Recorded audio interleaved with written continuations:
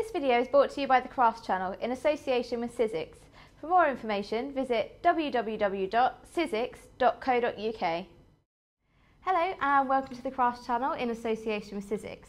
I'm here with Pete Hughes, who's showing me how to make these Nordic themed cards just in time for Christmas. So how would I start with this card and what dies should I use? Well, we're using dies and embossing folders from our Nordic Holiday collection, and today we're going to be using an embossing folder which looks like sort of like a a Nordic sweater sort of thing, and the other one is one of our steel ruled Biggs dies.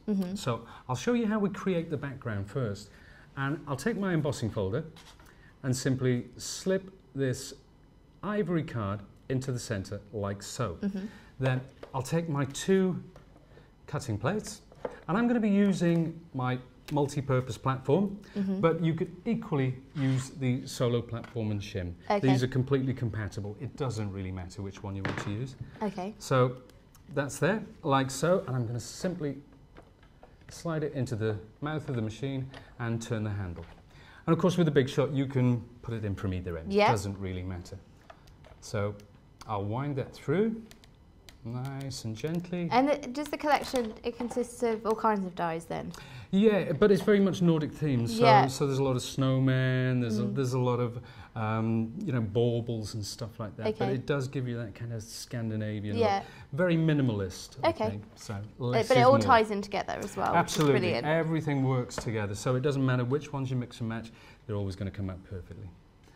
And just to prove a point, here we are. Now there's our embossed card. If I turn it over, which is what I want to do this time, I get the deboss. Okay. So depending which side you have it on. Now, what I want to do here, if I place this down here, I'll use my light brown ink pad and I'll simply start working from the edges in. And when I go over the debossed surface, it will leave the fine detail unmarked. So it starts to pick up. Can you see there how it picks up the contrast? And then I'd use a darker ink pad to go around the edges, just to bring it out a bit more. And then the next stage, I'm going to trim about 1 centimetre off the bottom and attach it to a rectangle of red card. So that's the basis for my card. That's what everything is going to sit on. Okay. So next up, I'll take another embossing folder. This is another part of a set. And you can see here that we've got lovely, it says snow playing, thankful heart, all sort of Christmas theme type of thing. But there's a part which says wishing you a Merry Christmas and then joyful underneath. So I'm going to place this somewhere there. Now you can emboss the whole thing and then trim it down later. It's entirely up to you. But I'm going to place it where I want it, spot on there. And that's not over a specific sentiment, that's just... It's over where it says wishing you a very Merry Christmas. Yeah. And then I'm going to again, sandwich it between the two plates, so that's firmly in place. This time, I'll go this way through the machine, simply wind it through as before, and out it comes. Now this time, I'm going to use my ink pads, but I want a different kind of contrast. So I'm going to start off by using the red ink pad, and I'll just take that here and start working it very carefully. And this time, I've actually embossed rather than debossed. It's a nice contrast actually. The detail is pushing out front and center. And then I'll go over that and very gently build it up slowly. So start off gently, then add a bit more, and then use the brown around the edge again to bring out the contrast. And finally, what we should have is something like this. So you can see how that's being built up gradually. Yeah. And I'm going to attach it now to my card. But rather than use sticky pads or anything like that, I'm just going to take my stapler. And it just adds to the whole look and feel of the thing. I'm going to staple that down. And the other side. A couple of staples there. You could use brads, you could use eyelets, you could use whatever you want. Whatever works for you, really. But I've just stapled that to the front. So that's ready to go. So I've prepared this by attaching double-sided sticky tape. I'm going to peel that away. Double-sided sticky tape's great. You don't need to flood the whole of the... Some people, they want to go around the edges, they want to go crisscross, you want to do almost like a Union Jack pattern. But that is enough, just top and bottom. And then we take our base card and we get that roughly central. This is the tricky bit, and there we have it. So it's all ready to go. Now that's embossing.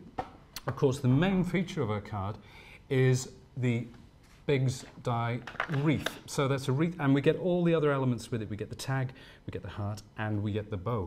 And you've done, it's almost, this is fabric, isn't it? It is, it is. Well, because we're using Biggs die technology, you can cut fabric, you can cut felt, you can cut balsa wood, you can cut leather, you can cut pretty much anything you can cut with scissors, you can cut using a Biggs die. Also, if you're making a lot of cuts, say you're doing wedding stationery, for example, and you want to cut a lot of the sale element, you can cut up to 6, 7, 8 layers of card at one time, depending on the thickness. Yeah. So this is the die in question. I'd say it's a Biggs die. It's very thick, and All there's part a steel of the same blade in collection, there. then? It's all part of the same collection. And what I'm going to do now is take a piece of chipboard, which is quite thick by itself. And I've got some cotton. This is very heavy cotton because I want to use that texture. It's the texture I want, because when I emboss this afterwards, that when I start inking it, the texture of the cotton is going to come through. So I'd probably use spray glue to attach that to there until we get to this point. So that's firmly attached to my chipboard, and then place it face down onto my die. And I'm not sure if you can pick this up, but we've got the wreath there, we've got the heart, we've got the bow, and finally the little tag. So I'm going to place that over the die like so. Now this time we don't need a platform at all. And I'm going to take my 2 cutting plates, sandwich that like so. And even though it's a different die, different type of technology, it's just as easy. And some people might imagine that it would be quite difficult to cut heavyweight material like this. Yeah, but because it's of an upholstery weight really, and then you've added the cardboard on top. So yeah, but because it's a deep steel blade, that's what does the work for cuts you. through. It cuts through it like a knife through butter. It really does. And as they say, the proof is in the pudding. So here we have it. There's all my different elements. So there's the circle, and you can see there the texture of the fabric on the top. We've got the bow. We've also got the little tag there. Just pop that bit out. But look how cleanly it cuts, and that is the beauty of steel rule dies. The materials that these things will cut is quite staggering. So, and there's our little heart. Now, to get the embossed texture, Yeah, that's really interesting. some people might be surprised that you can emboss something this thick, but you can. I've even embossed leather with these. I've wet the leather first, embossed it, and it comes out fantastic. It really does, and it holds its shape as well. Nice idea. So now I'm going to place that back in there, and I'm going to use my multi-purpose platform again. But this time, because I'm embossing something very thick, I'm not going to use tab 1, I'm actually going to open it to the bottom tab.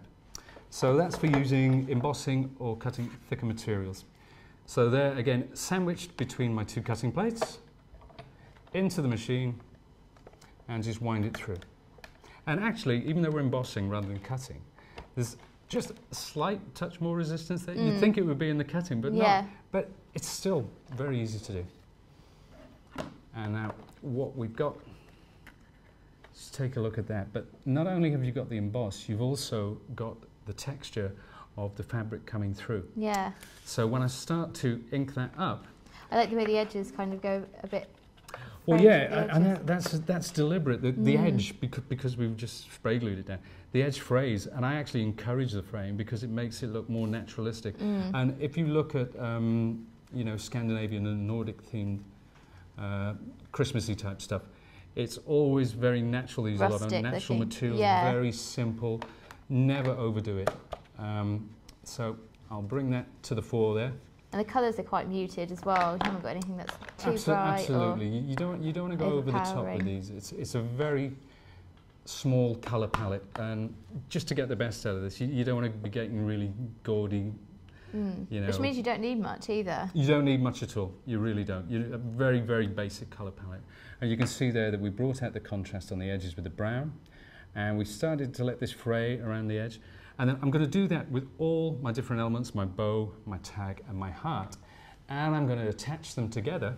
So once that's all done, I'm going to attach them together. I tend to use a glue gun to make sure everything's stuck down perfectly. And then I've taken some baker's twine, tied that around the centre, and that's ready to be added to our card. But before we do, I use my 3D foam pads. I see with that one that you've you've coloured it with different colours as well, so the heart is kind of a... The heart's got a bit shade. of red around the edge, the bow, that's just got a touch of red, so it depends. Because just obviously detail. you're using a lot of elements there, so you want to get some contrast. You want to get them looking slightly differently, or it's all going to look a bit samey. So just, I mean, it's something you can build up as you go along, you know. But it's not difficult to do. Just a bit of practice. Just say, I really do like not. this collection. It's fabulous. It's one of my favourites. I'm a sucker for Christmas, I must admit. And there we have it. And I'm going to place that there with the 3D foam pads in place. And there we are. We're good to go. Well, thank you very much for that, Pete. It's That's a a really pleasure. great idea. For more inspiration, visit sizzix.co.uk/blogs. See you again soon.